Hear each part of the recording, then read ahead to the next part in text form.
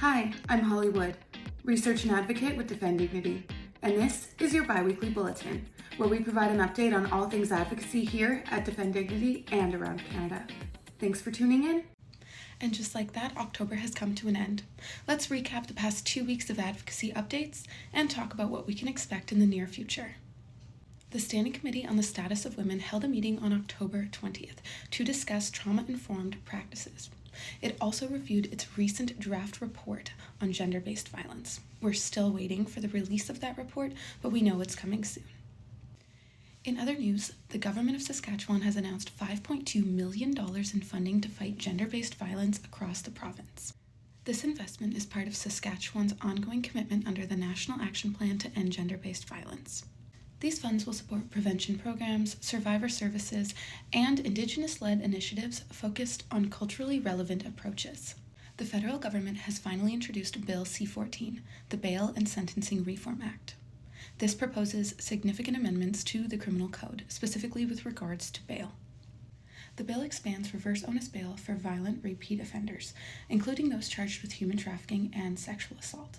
It also allows consecutive sentencing for serious repeat offenses and limits conditional sentences for sexual offenses and requires judges to consider an accused's history of violence and outstanding charges when granting bail. The Standing Committee on Justice and Human Rights met last week to discuss bail reform, sentencing principles, and the handling of repeat violent offenders. Witnesses highlighted a number of concerns, especially those about public safety, the need for stronger accountability for repeat offenders, and the impact of bail conditions on Indigenous and marginalized populations.